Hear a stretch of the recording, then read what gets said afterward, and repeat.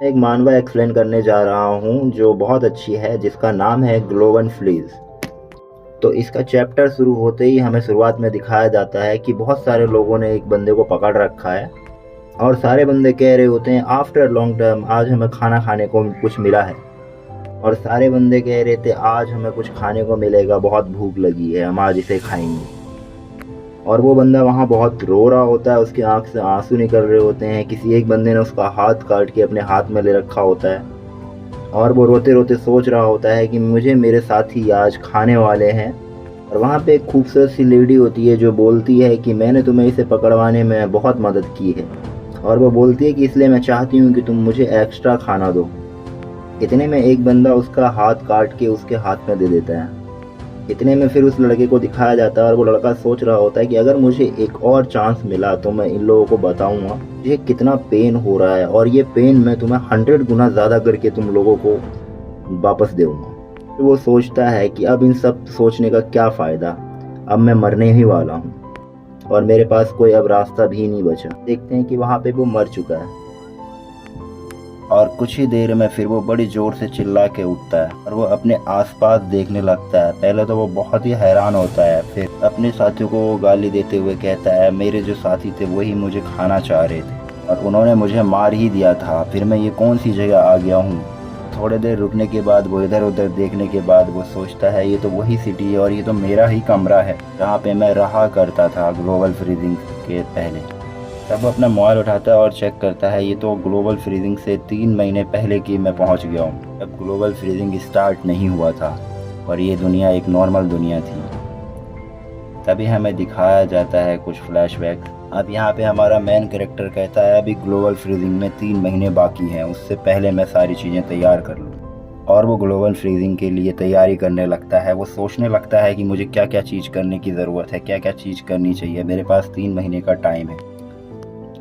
फिर हम देखते हैं उसे अचानक से कुछ एहसास होता है जिससे उसको पता चलता है उसके अंदर किसी तरीके की रीअवेकनिंग हुई है। फिर वो अगले ही पल देखता है वो खुद को किसी तरीके की स्पेसिंग में पाता है, जिससे उसको एहसास होता है कि उसको किसी तरह की पावर मिली है स्पेसिंग टाइप की, जिसमें वो चीज़ें स्टोर कर सकते हैं। फिर वो निकल जाता है बाहर और वहाँ पे वो खाना खाने के लिए सोचता है कि मैं अपनी मनपसंद की सारी चीज़ें खा लेता हूँ, क्योंकि दुनिया तो वैसे भी कुछ दिनों में ख़त्म होने के कगार पे है और ग्लोबल फ्रीजिंग आने वाली है। तो उससे पहले वो जाता है एक रेस्टोरेंट और वो एक बहुत ही बड़े महंगे रेस्टोरेंट में चला जाता है जहाँ पे बहुत महंगे खाने मिलते हैं, जहाँ पे बस रईस लोग जाते हैं। तो वो बहुत सारा खाना ऑर्डर करता है और बहुत सारा खाना खाता है। लोग उसे देख के हैरान हो रहे होते हैं। वो खाना ज़्यादा ऐसे खा रहा होता है जैसे उसने पहले ज़िंदगी में कभी खाना खाया ही ना हो।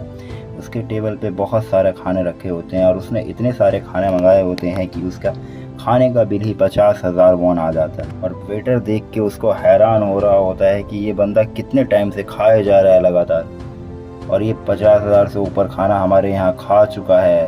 इतने में दिखाया जाता है मेन कैरेक्टर को कि वो सोच रहा होता है कि मुझे इतनी खुशी हो रही है इतने अच्छे अच्छे खाना खा कर के, इतने टाइम बाद मैंने ये खाना खा। और वो ऐसा इसलिए सोच रहा होता है क्योंकि वो वापस रिबॉर्न हुआ होता है। उस टाइम में उसको खाने को नहीं मिलता है कुछ, इस टाइम में इसलिए वापस आकर के वो इतना खुशी हो रहा होता है उसे खाना खाने का। ग्लोबल फ्रीज जब हुआ था तो उस टाइम पे वहाँ पे बहुत सारे खाने की दिक्कतें थी, भुखमरी थी। वहाँ पे एक कप नूडल्स के लिए लोग अपने लिए कुछ भी करने को तैयार हो जाते थे। उस टाइम पे इतनी ज़्यादा भुखमरी आ रखी थी, इसलिए वो इस चीज़ को बिल्कुल वेस्ट नहीं करना चाहता था, वो एंजॉय करके खा रहा था। फिर थोड़ी देर बाद दिखाता है कि वो उठ के वहाँ से जाने लगता है वापस। फिर जब उसी टाइम वो जा रहा होता है तो वहाँ पे एक बंदा आता है और कहता है तुम हमारे वीआईपी कस्टमर हो, यहाँ पे बहुत ही खर्चा किया है, तुम यहाँ पे कभी भी आ सकते हो, खाने का कभी भी मन करे तो यहीं पे आना हमारे रेस्टोरेंट में। फिर हमें दो लेडीज़ दिखाया जाता है जो उसी की तरफ देख रहे होते हैं, आपस में एक दूसरे से बात कर रहे होते हैं। वैसे दूसरी वाली लड़की की फ्रेंड बोलती है कि अरे ये तो वही लड़का है जो तुम्हारे आगे पीछे घूमा करता था, मैं बहुत पसंद भी किया करता था, और इसके पास इतने पैसे आए कहाँ जो इतने महंगे रेस्टोरेंट में ये खाना खाने आया। ये बंदा तो बहुत अमीर है और ये तुम पे लाइन मारा करता था, तो ये तुम्हें कैसे पता नहीं चला कि ये बंदा इतना अमीर है। मैं ये चांस नहीं गंवाना चाहिए, हमें उससे जाके बात करनी चाहिए, वो बहुत अमीर बंदा है शायद।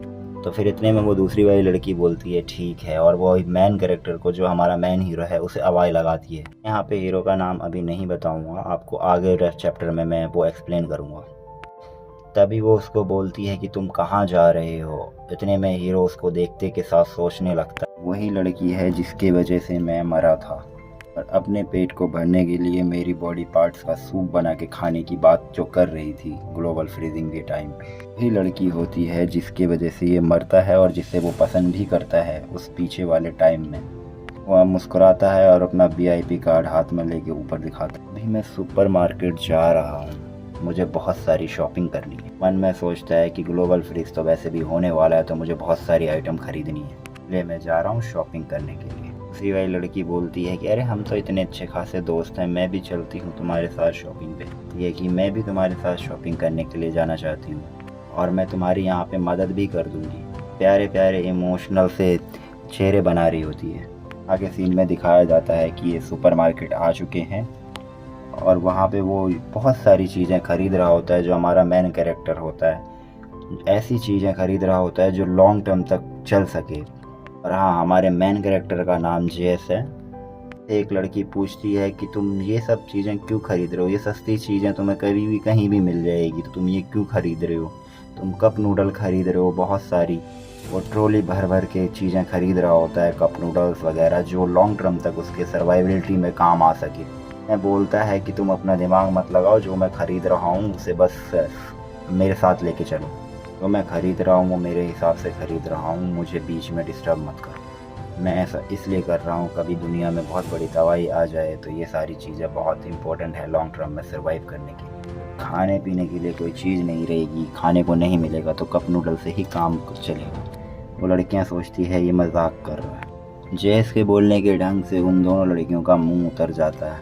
मन में सोचती है कि हमें नहीं बताना चाहता कि वो ऐसा क्यों कर रहा है, तो चलो कोई बात नहीं, बाद में पता कर लेंगे। एक लड़की बोलती है कि इतने पैसे होने के बाद भी इतनी घटिया चीज़ें ये बंदा क्यों खरीद रहा है जब इसके पास इतने पैसे ही हैं तो। और यहीं अपना पहला चैप्टर ख़त्म होता है। मिलते हैं नेक्स्ट चैप्टर में।